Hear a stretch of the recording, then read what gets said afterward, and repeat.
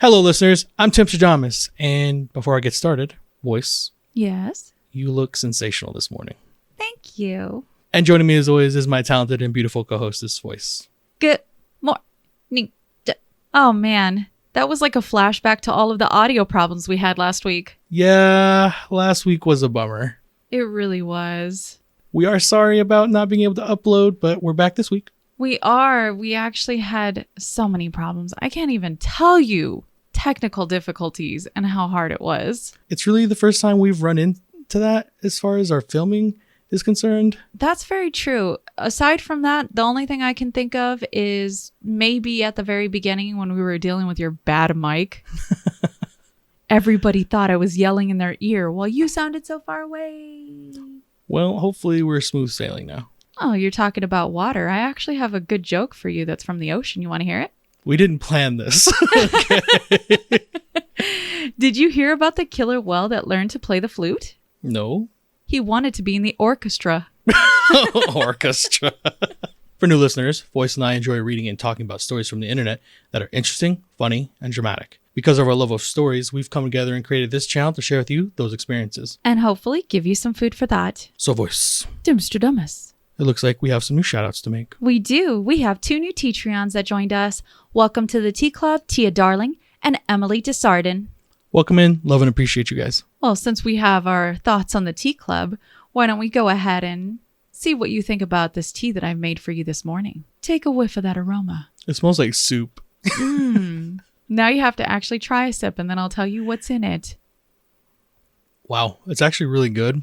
It doesn't taste like it smells. So our weather has been very crazy lately. One day, very, very hot and super sunny. And then another day it's overcast and very rainy. And it's like it doesn't know what it wants to be. So I decided to make a tea that had hibiscus, orange peel, cardamom, and roasted almonds to kind of mimic that. Where it's nice to have the changes, but it might seem a little weird at first. It tastes fantastic. It's a 5 out of 5. But like I said, when it was coming up to my lips, it smelled like I was about to eat soup. Were you wondering if I did something weird to it? I was ready for where it was going to come. You have so much trust in me. I I'm do. very flattered. Well, while you go ahead and enjoy your morning cup of brew, why don't we go ahead and delve into these stories? For any listeners wanting to follow along, all story links are in the description below. I like the dance. Thank you. For our first story. I've been working on it. Am I the a-hole for asking my classmate if I can pray for her? I, 18 male, am in college. I am studying nursing. I'm in an anatomy and physiology class with this girl, 20. She used to be very talkative and nice to me, but recently she's changed her attitude around me. A few days ago, we had a group project. It was us and 2 other people. One of the other members was talking about a surgery she had on her ankle a few years ago and was showing her x-ray. The girl mentioned that she hurt her ankle a few years ago and it never healed. She said it gives her problems from time to time and asked for the girl's doctor she went to because apparently he's great. After class, she always goes to the library. I felt inclined to pray for her that day, but I always try to ask permission first. I asked her if I could pray for her, and she seemed hesitant about it. I asked her what she had to lose other than a few seconds. She ended up saying no, and we got into a little disagreement about religion. She kept saying she respects what I believe, but she doesn't believe it. I could tell she didn't mean it. I told her I know she had a bad experience with religion growing up, and she also has an aversion to religion due to her sexuality, so I try not to take some of her hurtful comments to heart. Well, the next class meeting, she wasn't really talking to anyone, which I found odd. After class, I went downstairs to the library and asked what was wrong, and one of the math tutors stopped me and told me that if I was coming into the library, I needed to study, read, or get out, because apparently another tutor and student in the library reported that I was homophobic to her. I tried to defend myself, but she wasn't listening to me. I was not homophobic in the slightest. All I said was that I know how she was raised and her sexuality might make her feel like she can't have a relationship with God. I feel like I am being targeted for my beliefs when all I'm trying to do was be kind. I know this is a touchy subject to most people, so I didn't know who else to turn to other than strangers online. Am I the a-hole? All right. Well, let's go on a journey. I want to start with this. He says he's 18. He sounds like a college freshman, and he definitely grew up in a religious household. My question would be here is, I've never heard it where someone asks if they can pray for you. The only time that I have personally heard of that is when they want to do a group prayer with you. But see, that's asking to pray with you, not for you. That's where I've not been exposed to that. Now, maybe that's something that's new, or maybe it just never happened around me. But it almost feels like, and maybe I am stepping a little too far, it sounds like manipulation to me. Almost like they're trying to guilt this person into praying with them like this. Yeah, well, I mean, it opened the door for the conversation, right? That's very true. And when they said no, they kept pushing and apparently got into a disagreement about religion. And see, that's where the whole thing should have stopped. Your friend said no. He didn't accept that. He pushed past their boundaries. She even said that she respected how he believed, but no thank you. I think the really big flag for me here is the fact that our OP says she kept saying she respects what I believe, but she doesn't believe it. I could tell she didn't mean it. See, he also makes a lot of judgment calls on her. You're lesbian, so obviously I know how and why you feel the way you do with religion. You don't know what she's gone through. But after all of that, the other thing that happens here is he's told that he's not allowed to be in the library anymore because he was reported by people, I think. Correct. I went on attacking someone because they didn't want to believe what I believed. And I sensed that they didn't believe it. I hope they can hear how they sound through the writing. He is 18. I do want to say that again. He's a young kid. Hopefully you can learn some boundaries in life, especially through this type of experience. No means no. People are allowed to think differently than you. So in my opinion, you would be the a-hole. Just learn from it. So the consensus on Reddit is our OP is the a-hole. In fact, many Redditors came out saying you can ask the first time, but continuing to push your boundaries with that person and making them uncomfortable is what turned our OP into an a-hole. They were told no that first time, and then they come back to the same place where someone else who was not even a part of the original instance had to come forward and say, look, you're being reported by other people. Clearly, our OP needs to understand boundaries. And when someone says no, no means no. Well, let's go on to our next story and see what you think about sperm donations. Am I the a-hole for feeling betrayed by my partner considering donating sperm to our friend who wants him for his genetics? I, 30 female, have been with my partner, 25 male, for several years, and we're working a lot on open communication and trust. However, recently we were faced with a situation that has left me feeling betrayed and unsure of our relationship's future. His roommate, let's call her Ash, 31 female, approached my partner with a request that has rocked me to my core. She asked him to consider donating sperm so she could have a baby. Now, normally, I would be supportive of such a decision if it were through a sperm bank or with someone who wasn't directly involved in our lives. Maybe, but honestly, I wouldn't really like it because I am selfish and I don't want my partner to have children with other women. However, the fact is that it's A, someone we know well, is his roommate at the time, and someone who has made it clear she's attracted to my partner changes everything. I know for a fact that Ashley is interested in my partner, even though she's made comments about him being not old enough for her. She's also expressed her desire for a baby that looks the way she wants. My thoughts are, if she really wants to be a mother, what the baby looks like shouldn't matter. This is a human, not a designer handbag. She had previously considered using sperm from her gay friend. However, because he wants to be involved in the child's life, she rejected his offer. Now she's turned to my partner. I feel deeply uncomfortable with the idea of my partner fathering a child with someone who has romantic feelings for him and who sees the child as a commodity. It's not just about genetics. It's about the potential emotional entanglement and the impact on our relationship. I honestly believe that a baby is a creation of love. And while yes, I get it, that it's going to be harder for her, she's going to have to take out a loan or whatever. I don't see why that's mine and my partner's problem. He says he sees it as just a transaction and that this will never come up in the future. I'm panicking at the thought of him having a baby with this woman who I already do not like. Sure, she's nice or whatever, but that doesn't mean she gets half of my partner.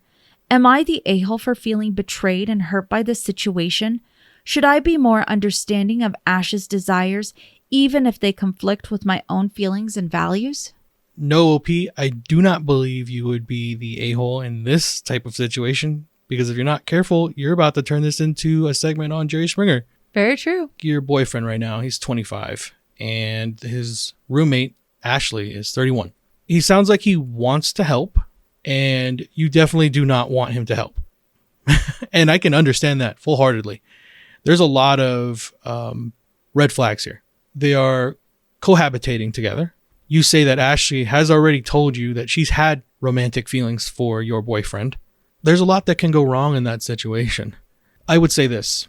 I'm hoping that you already told your boyfriend about how you feel and that this wasn't the first stop. You said you guys are working on open communication. If your boyfriend is gung-ho about helping and going forward with this, I would only suggest this. You need to do it the legal route. Go through the proper channels. I'm not sure how Ashley is going about asking for the donation. Are we talking about the old natural way? Or are we talking about going through a sperm bank and getting all the legal paperwork put in place so that way he can protect himself? I would hope it would be the second way. But she never clarifies, does she at all? Does not clarify now. Okay. OP, in my opinion, you would not be the a-hole. If he's going to continue with this, though, and you have told him how you feel, this might be where you might have to reassess the relationship and what it means for you, because you have every right to feel the way you do. Your points are valid. The consensus on Reddit is our OP's definitely not the a-hole. In fact, there was one Redditor that wanted to confirm how is it that OP for sure knew that Ashley was interested in her boyfriend. OP stated, because she told me if he was older, she would date him. And then he asked her about it and she said, oh no, I said you're the type of guy I'd date. If anything, many Redditors were coming out saying, look, if he's definitely going to do this, then do exactly what you said, Timstradamus. Go through the legal route. Make sure that you have a binding agreement. Make sure that you're not going to be responsible for child support in the future because this is an endeavor that she wants to take on. Additionally, there were other Redditors that came forward saying, so how is it that you're expecting to actually have this baby? Will it be the au natural way? Because that's essentially cheating. And you can't cover it up any other way than just that, unless you're going to go through an actual clinical facility to get this done. I find it interesting because there was one commenter that I read that said either they're already sleeping together and he accidentally got her pregnant, or he's really that stupid. Well, I won't go that far. He's 25 and I can see where maybe, especially when you're younger, wanting to help when you're asked. But there's a lot of things that I wouldn't think a 25-year-old would have a grasp of as far as legally. There's so many things that can get you entangled and really hurt you down the road. That's also very true. If anything, I personally don't feel as if our OP is satisfied with where they're at, understanding the values of each other. If our OP is aware that Ashley has romantic feelings for her boyfriend, and based on her comment, he is also aware of it, because from what Ashley had said when he asked her about, hey, you said that you would date me if I was older, her comment was, oh no, I said you're the type of guy I date. So he knows in that instance, based on these conversations that our OP was a part of, that she's very much interested and it's not something that is made up in her head. And now comes the next step. Well, I like to have a kid, but mind you, I just want the kid. I don't want you, even though I've told you that I'm romantically interested in you. There's just too many fishy items coming up here that make me feel as if that last commenter might be onto something to say that, hey, maybe they actually did hook up. Maybe she is pregnant right now and they're trying to cover it up with, I didn't actually cheat, I just donated. The one thing that I can offer as advice is if someone isn't seeing your values the way that you are, more than likely your relationship will encounter a lot of rough roads. But our OP is definitely not wrong for feeling the way that they feel. You're allowed to feel that way and definitely voice it. You just can't strong arm your partner in whatever decision they need to make. Gotta talk first. Well, let's go on to our next story and see what you think about inheritances. Would I be the a-hole if I sell my deceased relative's magic cards to pay off my debts? When I was a little kid, I was big into the Pokemon trading card game, and I used to show off my collection to my relative who was into Pokemon trading card game, Magic, and Yu-Gi-Oh! I collected cards, but I only have a few that are rare and even fewer that are actually graded. My relative passed away about 10 years ago, and he left me all of his playing cards. However, over the years, I have donated 99% of my Pokemon collection to little kids and did the same with his. None of the super rare cards, but the common ones. Anyway, backstory over. He has these rare cards in a small frame display case, all graded. He called them Power 9.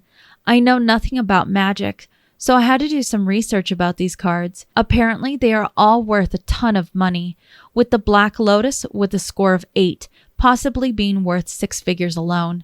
This is life-changing money. I could pay off my debts to my college, the DoD for overpaying me, and be well off financially for a long time. However, it also feels a little wrong. I don't use these cards or have them on display. They are just collecting dust. Part of me thinks they are better off with an owner who is passionate about the game, and the other part of me thinks it is a dick move. What do you guys think? I think that you inherited something from your uncle, and I'm pretty sure that he would be very happy with what you're going to do with it. It sounds like you guys shared a pretty cool hobby together, and he imparted something that he cared a lot about to you. You already said it in your writing that you've kind of moved past the hobby, so they no longer mean as much to you as they did in the past.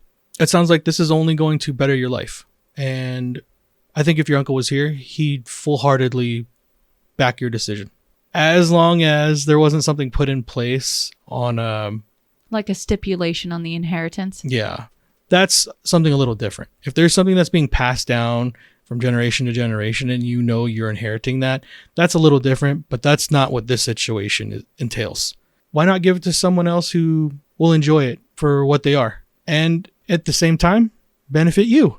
You said this could be life-changing, set your life on a different course. I think your uncle will be more than happy to know that that's what he was able to do for you, well beyond his years. So in my opinion, OP, no, you are not the a-hole. The consensus on Reddit is our OP's not the a-hole. Many Redditors were saying that our OP should feel comfortable with selling it.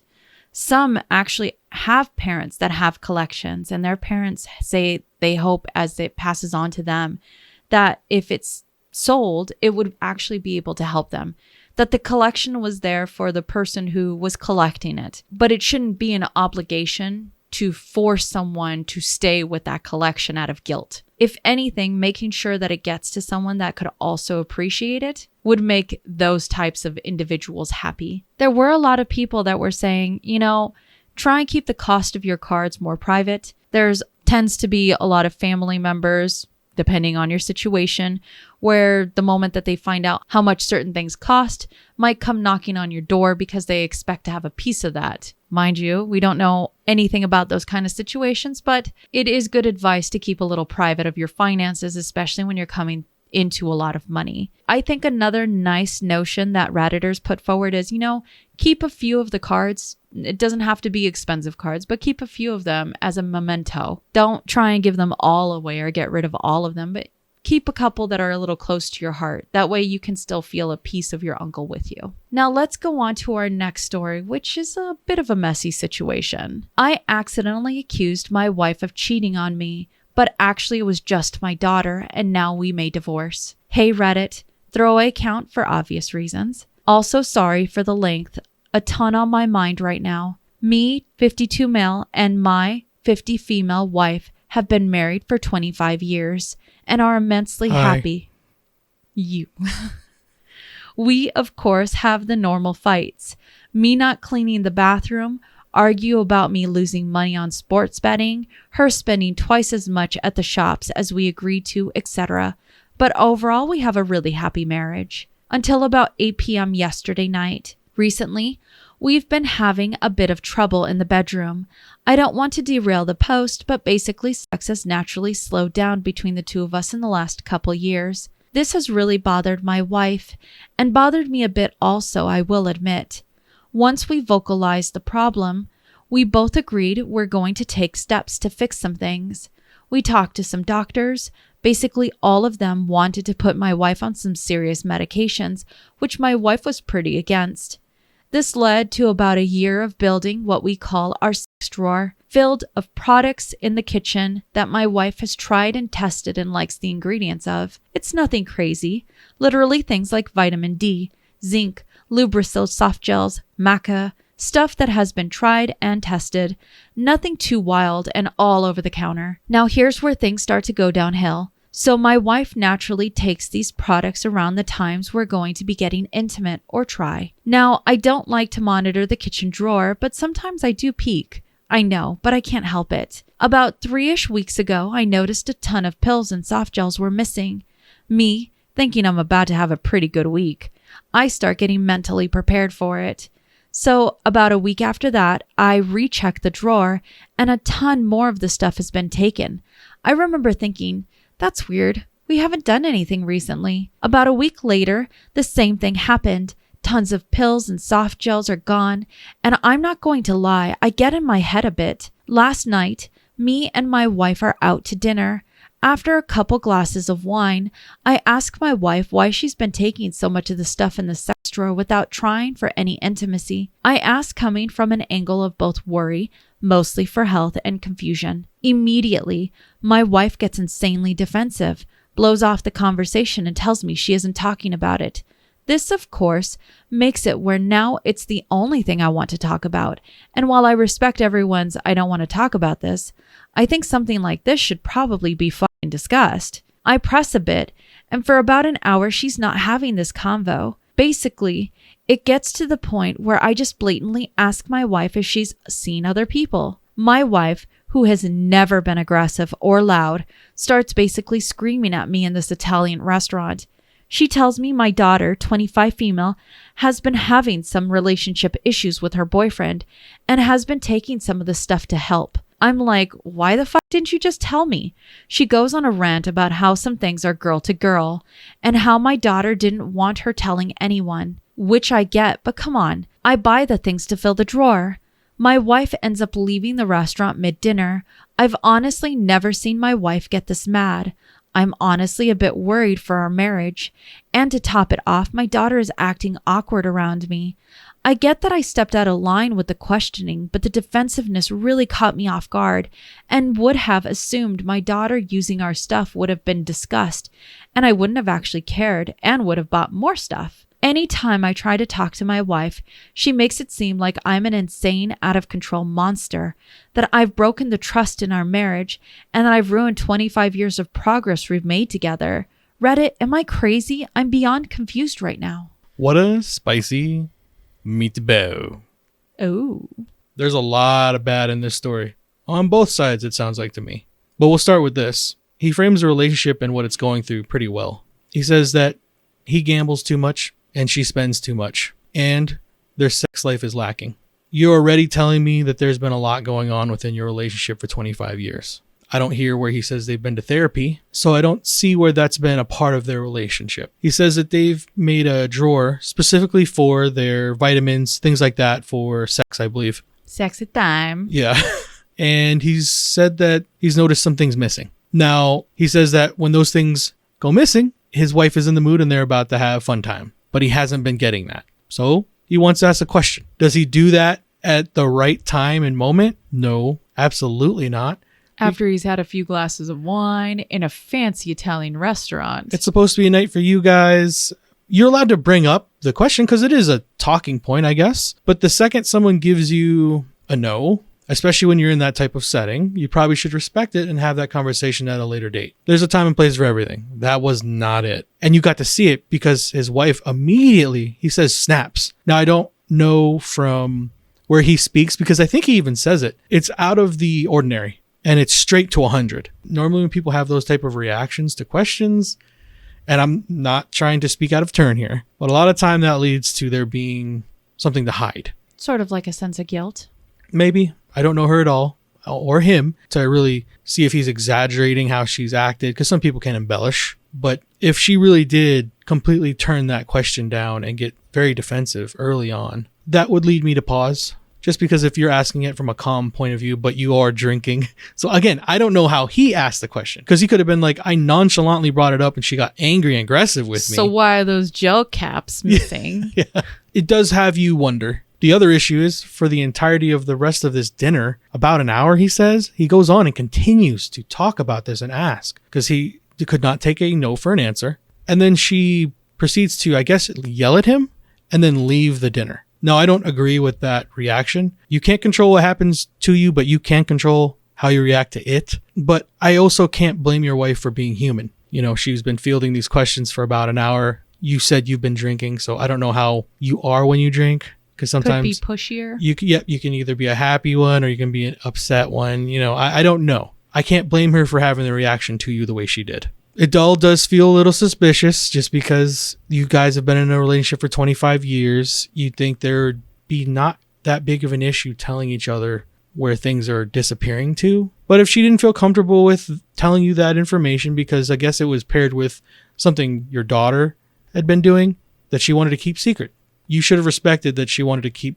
something for herself. So in my opinion, OP, that would make you the a-hole for not accepting the no and pushing past that. So the consensus on Reddit was that there was no real consensus, honestly. If anything, we had some Redditors talk about how weird that the sex drawer was in the kitchen and really does have just vitamins in it. In fact, there were some Redditors that came out and said, hey, you need potassium and zinc in your as vitamins, especially when it comes to sexy time, because you can get cramps, and they're actually pretty awful when you're in the middle of it. There's nothing worse than sex cramps. When you're going, oh yeah, oh no, Additionally, I found it funny because we had one Redditor come out and say, what in the multivitamin did I just read?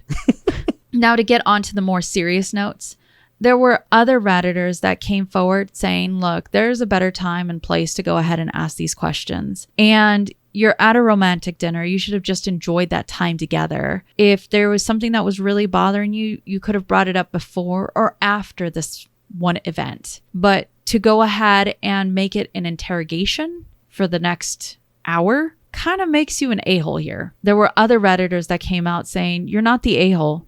Your partner was secretive and was being shady and was stonewalling you. And that's what caused the drama, rather than just being frank and honest with you, especially when your concerns turn to, hey, am I no longer the one that you want to be with anymore? There are more Redditors that say that, in fact, the over-the-top reaction was extremely fishy. And then more Redditors that came out saying, look, our OPs in their 50s, potentially going through menopause, hits every woman very differently. She was put into a stressful situation and she lashed out. Yeah, there are a lot of people, especially in the comment section, who were saying that they've dealt with menopause, and sometimes the split reaction is to go from 1 to 100, but it doesn't excuse how she's reacted to the situation. It still provides maybe an answer as to why it is she acted the way that she did, and maybe OP should open the door to question if menopause is one of those reasons. I mean, he says that they went to the doctors to get more serious medication, so I'm not sure what that alludes to. I think the only thing I will say, because I heard someone say this whole thing started because of stonewalling. I don't back that opinion. I think it happened because he didn't accept a no at a dinner that they were having in a public setting. You can have your questions, but you're not owed the answer when you want it. It has to be given by the other person. And I agree with that. Let me go ahead and read to you an edit to this post by our OP 4 hours afterwards. And just to let you know, I wasn't stalking this post to find out that they did it 4 hours. They actually put it in there. They said edit 4 hours since I posted. Gotcha.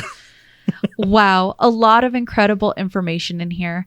Thank you to everyone for your comments. This post has made me feel better and has allowed me to think about other aspects of our marriage. I've seen a ton of requests for info, so let me try to answer some of the questions here. Me and my wife didn't go to the doctor for only libido issues. I don't know the general age of Reddit, but as you get older, things like menopause and other hormonal issues became a reality, just the way of life. I didn't plan on questioning my wife at the dinner. It had been in the back of my head, and after a few glasses of wine, I handled the situation poorly, which I 100% agree with all of you, not the right time or place. Though we've had tough conversations before in public, still doesn't justify it. Calling it a sex drawer may have been a bad name, but it's just how we reference it. We didn't really think too deeply when coming up with the name, and I don't know actually which one of us created it. I don't have a good reason why it's in the kitchen, but we're kind of past the age of caring about what someone may or may not see in our home. I wasn't monitoring the sex drawer. The Lubricil soft gels, which we keep out of the box, come only in a 30-pill supply. Half the pack or so missing, I didn't count, is very obvious even at a quick glance. And for why I didn't automatically assume my daughter. The soft gels mentioned above and some of the other stuff in there are for a specific thing outside of the vitamins. While I don't know the ingredients too intimately, you wouldn't really expect those things to be shared. And finally, for those mentioning that my wife is still actually hiding something, I appreciate your comments, and it has given me a ton to think about. While I won't jump to those types of conclusions, I do agree that there's probably more that needs to be discussed between me, my wife, and my daughter. At least ROP was able to take accountability for his part in all of this.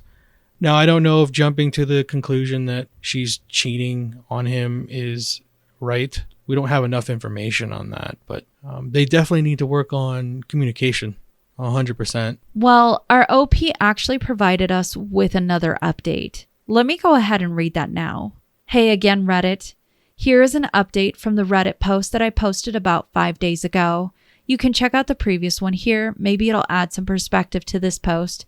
As for the update, I wish I had better news. After reading through the post and all of the DMs everyone sent, thank you all for those. I was a bit overwhelmed and a bit confused, so I decided to just relax and really not try to jump to any conclusions through the weekend. Many of the points that were brought up did broaden my perspective, and some of the ones assuming infidelity, I won't lie, did get to me a bit, and I was running pretty high anxiety-wise. Realize at this point, me, my wife, and my daughter still aren't talking. Our home has suddenly become one of the most lonely, isolating, and awkward places in the world. Sunday night, while watching some basketball, I basically just thought to myself, I can't go on like this. So I went and talked to my daughter. I approached the conversation in a, you can talk to me about anything, and if you and your boyfriend were having sexual issues, I would be glad to buy you guys more stuff. My daughter just starts to seemingly break down to an almost uncontrollable sob. I'll be honest, I thought at this point she was going to inform me on some serious medical issues or something. Once she calmed down, she basically says that she's taken some of the vitamin D and zinc before, but has never taken any of the Lubricil or black cohosh. I look at her with that, do you realize what that may mean kind of look, and we just hugged and cried together. I've spoken to my friends who have gone through similar things and have gotten advice from lawyering up and divorcing my wife right away to marriage counseling and fighting for 25 years we've been together. At the moment, I'm not going to do anything. Need a bit more time to think. Need to talk to my wife and really find out what's going on. This is probably the last update from me, as when I first came to Reddit, this was just a silly fight between me and my wife. Now it's progressed to a place that it's feeling a bit too private for me to share, and the above update is a bit tougher to write. Thank you again for all of your comments and perspective. You all have helped me see something that I was blind or refusing to see. John. I will still stand on this. I agree with how he's trying to handle this part. Slow it down. Actually have a conversation with your wife. I understand that when you brought it up, whenever the dinner happened, that she was not open to it, but maybe in a more private setting when everyone's calm and you're not drinking, you can actually get down to the bottom of whatever's going on. Because you never know, and I'm not trying to stick up for a cheater, but we don't know her end of it yet. She could be using it to self-love. We don't know the extent to why So here comes the other half of that, at least for me. One, jumping to infidelity is a big jump. Yes. For me, yeah, it could be something like self-love. She could be using Bob, and just for anybody that doesn't understand who Bob is, that's battery operated boyfriend. If anything, there are a lot of women out there that use the Lubricil to assist with the downstairs because their body can no longer make it. There could be certain things with vitamins that could be helping more. And yeah, it might be for fun times in the bedroom, but it could be more for health. You'd be surprised all the stuff that women have to use on their body that just kind of stops working properly, that you try and find more natural means than using pharmaceutical drugs to help you get there because of bad side effects. Well, hopefully they can have a conversation and get to the bottom of what's been going on. I think that is the real crux of the problem. Our OP hasn't truly sat down and talked to his wife about this outside of the incident. And it needs to start with, I think both sides need to apologize, but because he was pushing so hard at the dinner, I think he needs to at least put his good foot forward and apologize for pushing so hard when he didn't have to push so hard in that one moment. And then having them both sit down and talk about their feelings. There is sometimes a place where you can feel embarrassed or ashamed. And a lot of women, as we get older and go through menopause and all the hormonal changes that happens with us, it becomes more embarrassing that we're no longer the spring chicken that we used to be. But that should not by any means stop us from communicating with the people that we love to make sure that our relationships are healthy. And if it really is an infidelity thing, I mean, that's going to come to the forefront too. That's unfortunately repercussions of actions that we make. John probably got a lot of varied perspectives out there. I do wish him the best in his relationship. Agreed. Well, let's go on to our next story and see what you think about birth siblings. Am I the a-hole for telling my birth siblings I owe them no apology or expressions of regret for being adopted while they were kept? I, 29 male, was adopted out of foster care at the age of 4. I was first placed in foster care as an 11-week-old. My birth parents willingly surrendered me to the state, got me back, and then lost me to Child Protective Services within a few weeks of being returned to them. Their extended families were asked if they would like to raise me, and everyone on both sides who was contacted, and the list was extensive, said no. So I was placed back into foster care, and after 2 weeks of a temporary placement, I found my parents. I was 11 months old at the time. My parents were the best parents anyone could ask for. I have 3 siblings from my parents. 2 were their bio kids, and 1 was also a kid they adopted from foster care. My family is very close today, and it includes a very, very large extended family where my sister and I, adopted from foster care, were treated as their own and no different than the blood grandkids. It was a very happy life. My birth parents went on to have 3 additional children, who are now 22, 20, and 19. My birth siblings sought me out 2 years ago on social media and told me they wanted us to be a family. I expressed at the time that I had 0 interest in this.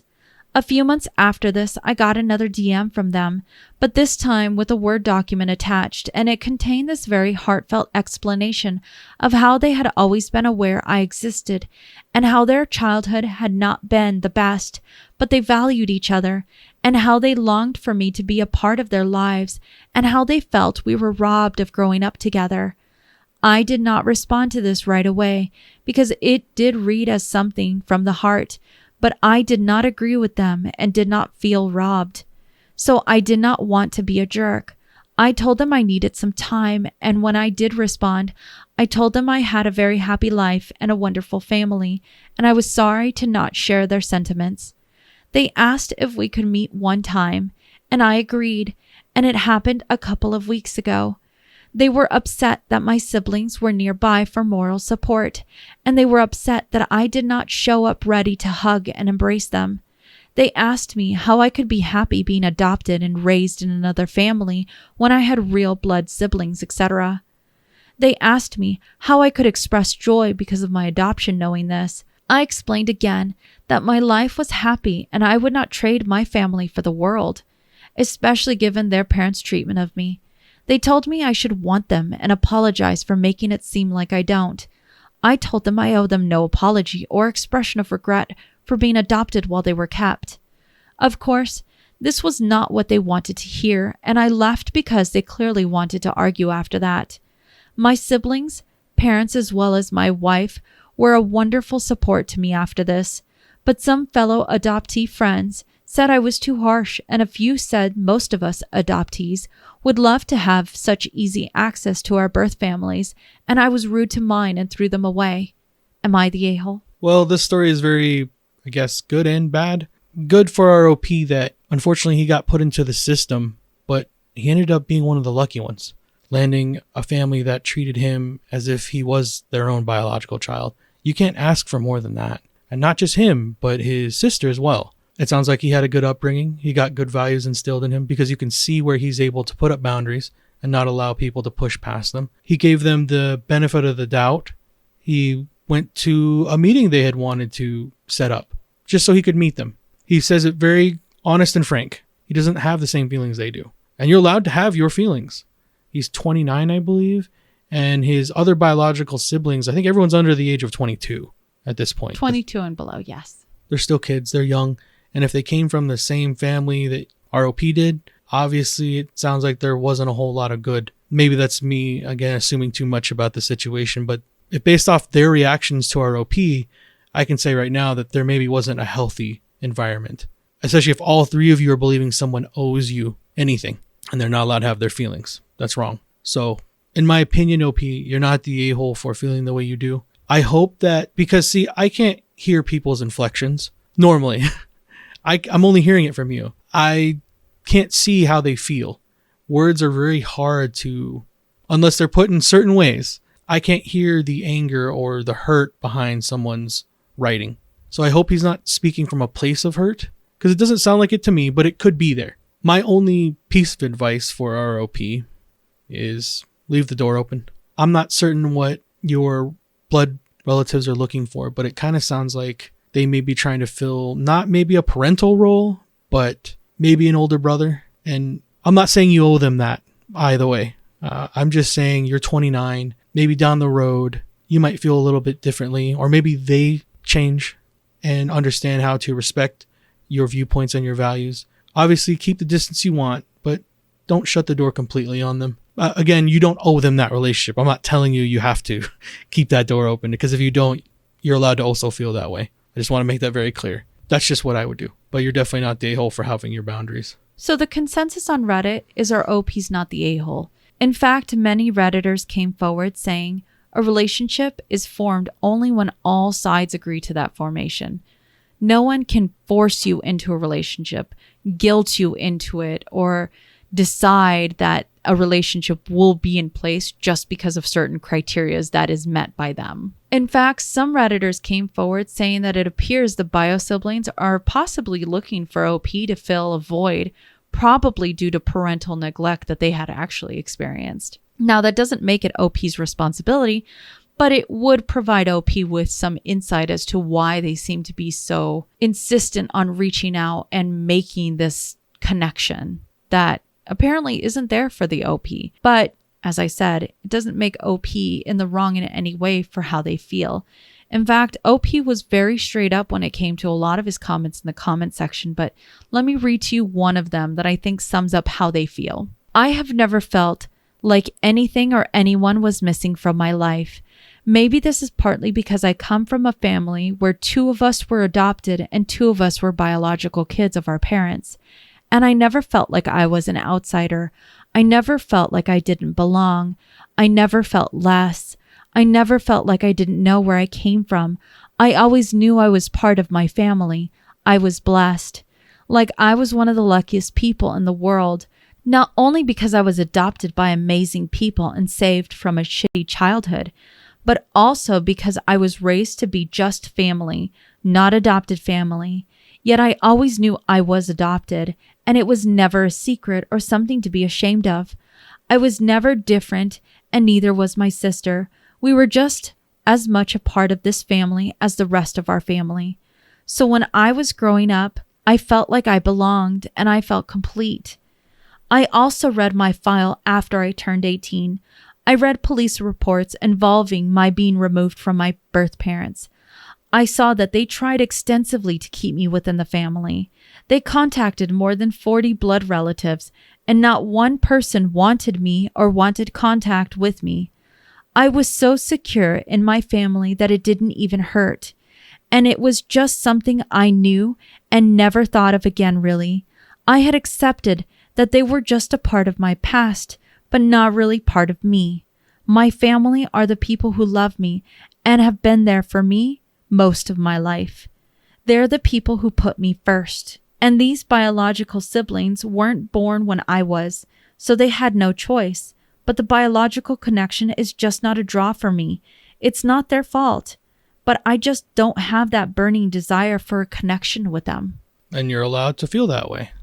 I also agree with that. I hope that our OP's bio siblings really go into counseling, that they're able to see what a healthy relationship with boundaries looks like. And maybe through their experiences, OP and his bio siblings can have a form of relationship, even if it's not one either side was expecting. And even if they don't, that's still okay. That is also just fine. Well, let's go on to our next story and see what you think about seafood. Gross. Am I the a-hole for taking my wife to a seafood restaurant? Yes. No, you're not. A few hours ago, I decided to surprise my wife by taking the two of us out to dinner. She had to work late today, and I normally cook dinner, but tonight I just wasn't feeling it. A new seafood place has opened in our town, and I've been meaning to try it out. The trouble is, my wife is allergic to seafood, except for certain types of fish and oysters. She tends to avoid seafood completely for this reason. Well, she seemed genuinely shocked that I hadn't cooked when she walked in. But when I told her that we would be eating out, she thanked me and seemed excited. As we walked up to the restaurant, though, her pleasant attitude suddenly became rather dour. She turned to me with a what the hell kind of look, but I smiled and assured her that they had two options not involving seafood, a portobello mushroom sandwich and a garden salad. The Caesar dressing contains anchovies. I had checked the menu online beforehand, which is how I knew such things. My wife tried to protest and suggested we visit the Italian place down the street, but I told her that I really wanted to try the grouper special. I thought it was only fair since I love seafood and my wife always deprives me of it. She finally relented, and I had a wonderful dinner, but my wife said that her sandwich was soggy and lukewarm. On the car ride home, she said that she wasn't full and asked if we could stop at a fast food place. I was stunned by this. I had treated her to a very nice meal at the newest restaurant in town, and instead of finishing her food, which wasn't cheap by the way, she wanted to fill up on grease at the local Mickey D's.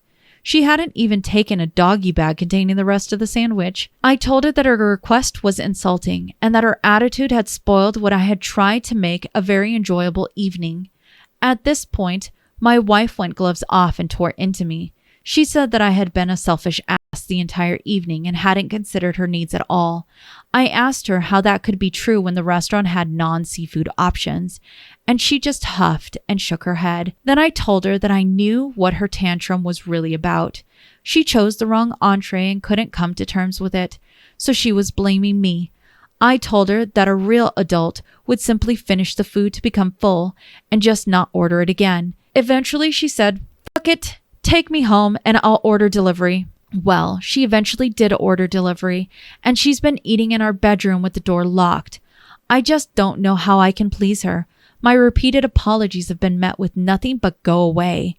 I don't think it's fair to me to constantly be relegated to the same couple of restaurants, none of which serve seafood close to the quality of what I just ate. I just think she needs to stop having such a selective palate, but clearly that opinion just leaves me in the doghouse. I just don't know how to win. Am I the a-hole? Well, we found our wiener jacket of the week. Because you start your story off with, my wife is allergic to seafood, but I'm bringing her to a seafood restaurant. But she's just got a selective palate. Totally. You can select that, I guess. I wish I could select my allergies. I'm sorry your wife wants to live. Or just sleep at night. You know, I'm shocked through writing this, you weren't able to stop yourself and really take stock of what you've written down. And then you posted it. Because I know all of us proofread, right? At least once before you hit send on anything. Can you imagine him sitting there going, am I missing anything? Because I can't imagine how I'm wrong. How do I win? That's your problem, the way you think from the onset here. You don't win in relationships. That's not how relationships work. There's an ebb and a flow and a give and a take. It's both of us learning how to find balance. For there to be a winner, there has to be a loser. That's why you shouldn't be thinking with that type of mentality inside of a relationship. You both should be finding the balance. Mic drop. No. So you don't find that balance. You're saying that the reason why you did this was because she denies you good seafood restaurants. How dare that happen? She doesn't deny you them. She can't eat at them. You can, by yourself or with other people, go and enjoy those restaurants still. You don't have to have your wife sit there with you and enjoy that food. But she needs to have a mushroom sandwich or a salad, a garden salad. But that is definitely a healthy alternative to you forcing your wife to go to a seafood restaurant after a long day's work. Because what I understand is this situation happened after she had spent all day at work. Can you imagine? You come home and I say, honey, I don't want to cook today. Let's go out. And you're like, oh man, this is going to be amazing for the two of us. It's been such a hard day of work. And then we walk up and it's seafood. This is the truth though. You and I have done that for each other. Yeah, but I've never sideswiped you. We've talked about it. I've even ate on the children's menu for chicken tenders all the way. I don't mind those things. We have those conversations. We plan those things out. You're right. We don't blindside each other. And if there are certain things that we'd rather not, the thing is, we've been more than happy to stop by multiple places. Oh, yes. Now I understand that that's not something for everyone, but the truth is, there's been many times where maybe you've ordered something or I've ordered something that we didn't like. And then afterwards, we go grab something else for the person that didn't like what they ate at the restaurant. It's called the showstopper for a reason. So I would wonder why he felt so hurt by her not liking the food she picked. How dare you waste, unless it's about money and you thinking that because she didn't respect the money that you spent, she doesn't respect you. How odd a viewpoint to have on something. If they didn't like it, they didn't enjoy it, that's the end of it. But to say, well, like an adult, you stomach it and move on with your life. What? That is not an okay outlook. That actually leads to a lot of unhealthy eating habits. To force someone to eat things that they don't like. I know that I've grown up in a household where you had to eat everything in front of you. And if you didn't, you were very much punished for it. It took me a long while to say that it is okay for me not to eat things that I do not like. Now, I will say this for ROP. If you truly did feel like you weren't being heard as far as where you'd like to eat, and that is something that you're striving to do within the relationship, is share those dinners together, you should have started with having the conversation first, not with setting up a whole entire dinner date, a surprise dinner for your wife, around getting back at her for you feeling hurt. That is unhealthy. So for me, at the end, you're definitely the a-hole. You got to work on that communication. If you're feeling those ways, you need to openly communicate that with your wife. So the consensus on Reddit is our OP is definitely the a-hole. In fact, the argument comes down to this one bottom line thing. Your wife is allergic to the food, dude. That's what we pointed out at the beginning. I was actually really surprised. There were other commenters that came out saying that they've actually had exes who didn't take allergies seriously for them. In fact, one person was saying how they had to read the packaging of certain items that was purchased and cooked with to make sure that their item that they were allergic to wasn't inside of it, because apparently people with allergies can select when they get allergies. I think it's absolutely crazy. There is a full difference between somebody being allergic to something and somebody having a selective palate. A selective palate would be me not enjoying Brussels sprouts. An allergy is me being heartbroken that I can no longer have shrimp. Which is true. That's what Voyse is going through currently. I am so sad. Well, I will continue on to our next story. Let's see what you think about tipping. Am I the a-hole for not tipping my boyfriend when he delivers my food? My boyfriend, male 26, and I, female 26, live together, but keep our finances separate. This is mainly due to the fact that we are still a relatively new couple. We've been together for 10 months and have lived together for 2 months. Our rent and bills are divided evenly. I have a pretty nice job in tech, and so I make a little bit more than he does. He works a day job but also does food deliveries in the evenings through an app. He does it because he enjoys driving and it gives him a bit of extra money to spend on hobbies. He's building a PC at the moment. I am pregnant and sometimes too tired to cook, so I have recently started making food orders through the app. Sometimes I get a random courier and sometimes my boyfriend delivers it. When he delivers it, I don't generally tend to tip him. The last few times this has happened, he's been upset with me about it. From his perspective, I should be tipping him and giving him a little bit of money for himself. The way I see it, I would be giving him money towards his PC when I'm already the one buying all of the essentials for our baby. He says it's not fair because I make more than him anyway, and I would be tipping the driver if it was anyone else, which I would. We were arguing about it earlier today, and he told me that I don't respect him as a man. He stormed out of the apartment and then sent me a really nasty text message. In one sense, he's right that I do make more than him and have more spare cash at the end of every month. But lately, all of that money has been going towards baby stuff and he hasn't really contributed much. Am I the a-hole? Edit. Just want to add this at the top of the post so it's clear. The delivery job is basically pocket money for my boyfriend. It's not his primary source of income. He also works a full-time job and has a decent salary. Edit 2. I'm adding this here because I'm getting a lot of comments asking why I won't tip my boyfriend. I have covered all of the baby essentials purchased so far, totaling almost $1,000. My boyfriend has contributed nothing. The tips I have not paid him equate to roughly $30. All of the money he makes from his side gigs goes towards his gaming PC. I have suggested to him that he stop accepting my orders, and he doesn't want to. He likes to come and check in on me when he's working. It's nice to see him, but that is a choice he is making, knowing that I won't tip him. All right. Well, let's frame this correctly. We've got two 26-year-olds. They have been in a relationship for about 10 months, and they've just moved in with each other for 2. And I'm going to surmise that the only reason why that's even happening is because she's pregnant. Correct. So we have all that playing in the background of this. They actually confirmed in the comment section that the birth control failed. Okay. Well, I guess they're trying to make something work. I don't believe that you should be forcing a relationship based off of having a child, but it's their life. You're allowed to live it the way you want. Now, I will say this. If someone's willing to do a job that you're not doing, the way I feel is you should tip them. If I don't feel like wasting my gas and driving and going through traffic and dealing with all of the ebb and flow of that, then I would tip. I don't know if you feel like he's doing a lesser job than other drivers, but if it's up to the same standard and your food's getting there securely and safely in a timely manner, I would see that as tip-worthy. But my viewpoint and assessment of a tip is very different from other people's. And I'm not allowed to tell you what should be the threshold for that. But all that being said, the crux of the problem here is she says that if it had been any other driver, she would have tipped them. So is it that you don't respect him? Because he's still doing a job. Regardless of it being a family member, a friend, or a stranger, why does that matter? But that's what leads me to say that I believe everyone's the a-hole in this scenario.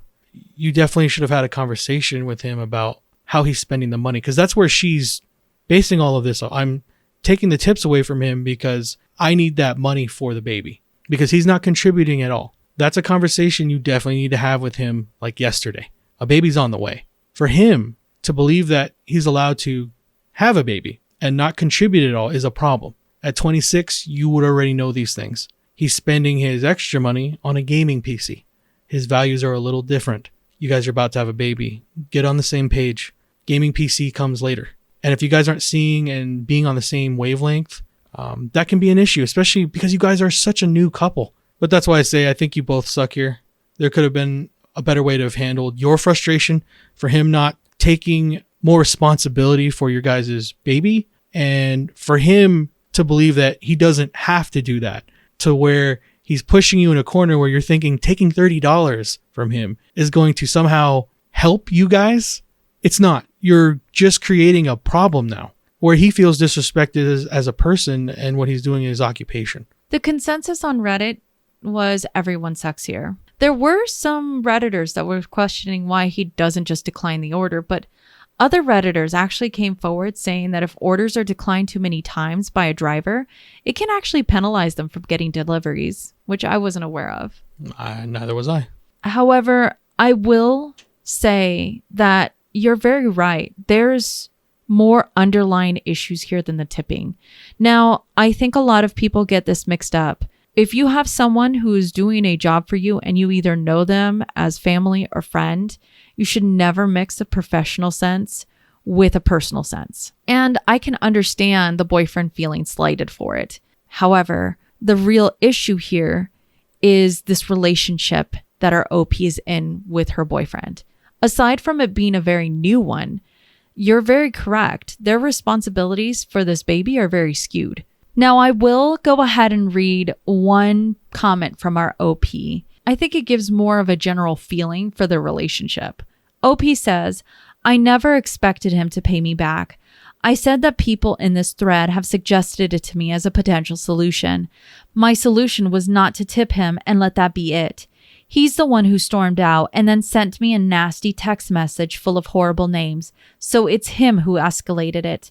And yes, I've seen it multiple times in this thread. You're right. I know you can't see it, but my inbox is full of people all saying the same thing, which is that I'm cheap for not tipping my boyfriend. But I'm the one who has paid for pretty much all of the supplies for our baby so far, and I don't think it's fair to say that I'm cheap. My boyfriend is the one who hasn't contributed anything to our baby. It was never agreed that I would buy all of those things, and he would contribute nothing. So there was no established deal. It just happened to happen that way. I'm angry and bitter, that's true, but mostly over the way he treated me today. Now, our OP actually said in another comment that her boyfriend actually called her a cunt for this. And I would say there is absolutely no foundation of respect between the two of them. And if this is the start of a relationship before the baby's born, this is not going to be a good ride going forward.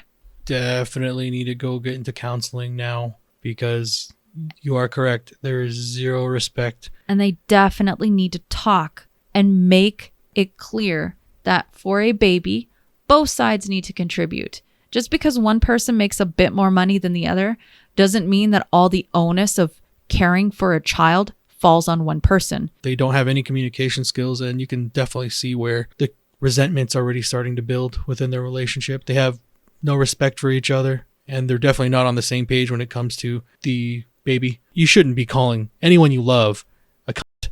That's not acceptable in any form. But for her to believe that it's okay to withhold something like a tip to try to get a point across, it shows me you guys are very much lacking in the communication department.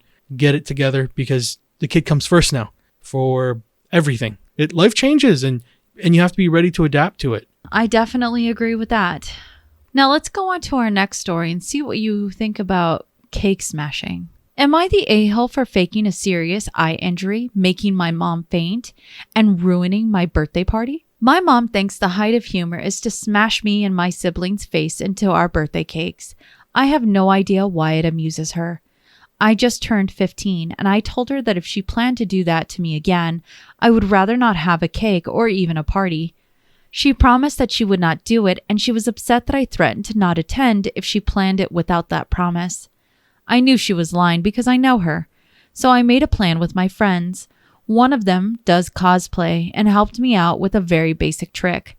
The other two that were also present at my party were there to play along and make it worse. When my mom smashed my face into the cake as expected, I screamed like I was shot. I took the patch I had in my hand and pulled my face away from the cake and put my hand to my eye. The patch had a stub of candle that stuck out between my fingers and some fake blood. My friends came to the rescue, and I screamed that I couldn't see out of that eye. One of them looked under my hand and pretended to have to go to the bathroom to throw up. My mom literally fainted. Once that happened, I called off the joke really quickly. I showed everyone that it was just a joke, but the day was wrecked. There was fake blood everywhere, and someone had called an ambulance, which was good because we ended up needing it for my mom. I didn't get in trouble because I showed my dad the texts showing that my mom had promised not to do the cake thing. But my mom is pissed that I made her look bad and like a liar because I showed everyone the texts because they were all mad at me to begin with. I think that if she hadn't lied, then nothing would have happened, so this is all on her. Am I the a-hole? What a fun way to learn boundaries. I'm shocked you'd have to learn them as the adult in the story, but our 15-year-old seems to be ahead of their game, and your friends sound very supportive and cool. So honestly, I think what you did, outside of her fainting, I don't see as being the a-hole here. You told her, a 15-year-old told an adult that they want nothing to do with the tradition of having their face smashed in a cake. Clear boundaries are set. That's healthy. That should be how you teach your kids. But this mother, and this is the worst part of this entire thing. I know it's a funny story, but there's something that the 15-year-old says. I knew she was lying because I know her. This mother has a reputation within her family of not respecting people. And that is a problem. Hopefully your mother has learned. And I don't like that she's upset and pissed that she's being shown to everyone as being a liar. But the truth is, you're only upset because you are a liar. You gave that 15-year-old your word, and it sounds like it means absolutely nothing, especially if they're willing to set up an entire ruse to show you that they didn't trust you, and it worked. So, OP, you're not the a-hole. Continue to hold people to their word and set your boundaries, because that will only make the relationships that you do have in the future that much better and stronger. The consensus on Reddit is our OP's not the a-hole. Many Redditors were saying the only one that's the a-hole is the one that lied to begin with. And I have to put it out there. I personally find it very disrespectful if someone smashes cake in another person's face after they've said, don't do that.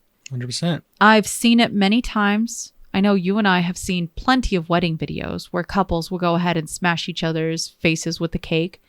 But sometimes you can see where it turns from what's supposed to be a very fun, childish act to something that's Animosity. not so fun. Yeah. You can definitely see it come through. And it's probably one of the things I hate the most about current culture is it's become a tradition almost where you're smashing each other's faces violently into your wedding cakes or birthday cakes in this scenario. Yeah, you see it a lot now where one party looks very happy with what they've done and the other one's almost completely caught off guard by the trust that got broken. I don't agree with it, and I'm sad that it's become a tradition now. I'll never get behind it. Now, if it's something that the couple has talked about and this is something that they value and it's something fun, I don't care. That's not what I'm talking about. What I'm talking about is when you can see the look of hurt come across the other partner's face when they've been betrayed like that. Or when you see them, that flash of hurt, and then the vindictiveness come out just after that. Oh, yeah. They'll ante up to it. And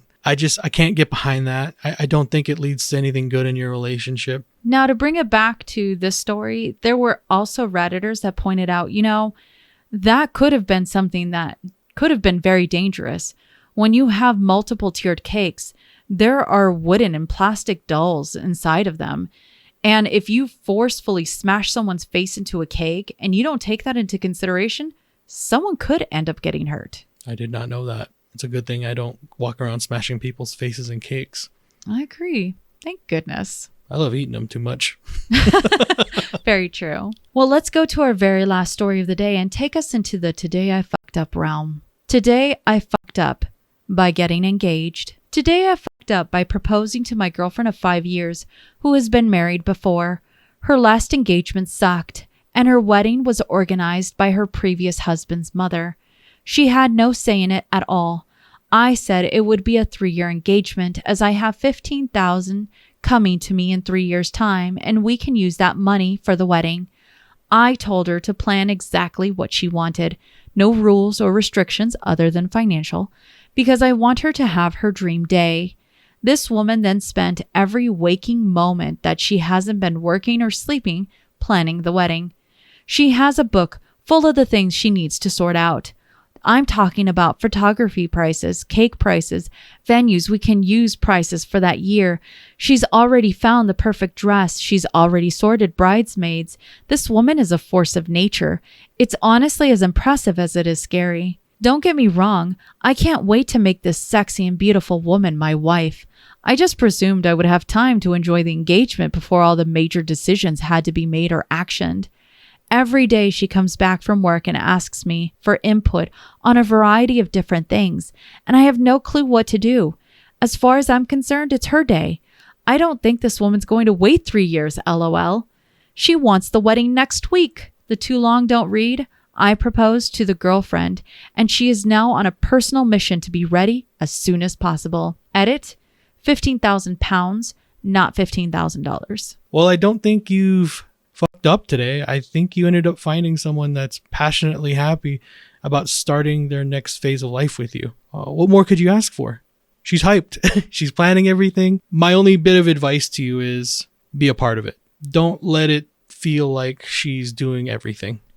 If she asks you for your opinions on things, give them. Be an active participant in your life together. You don't want to look back on, especially the wedding day, and feel like it was just her. That can be a mistake that you come to regret later on, because that'll start permeating through other things in your life. That would be my only bit of advice to you, because it sounds like for everything else in this story, you guys are in love. What a awesome time to be in when you found somebody. And yes, it might feel like everything's going a million miles an hour, but it'll slow down. Just make sure she feels like you hear her and that you care. That's the biggest piece of advice. Well, I find that very cute that you said that, because there were also other Redditors that said the same thing. Let me go ahead and read to you the back and forth between Redditors and our OP. A Redditor came forward as saying, "Doesn't sound like a today I fucked up at all. Is she typically the one who plans out vacations and other big parties? Maybe she just really likes the planning aspect of it all. And this is the biggest party of her life. She's excited. And excited to share the planning with you and wants your feedback. Embrace it. Make it special for both you, not just her." OP said, "She does like a plan, and I should have seen this coming.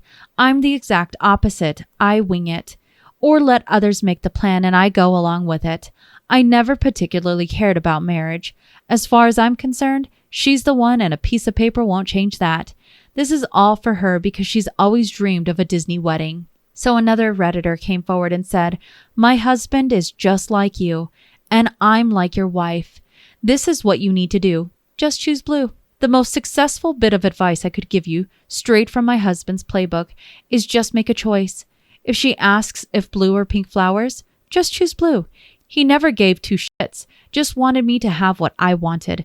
But what I also wanted was for my partner to help make some of those choices.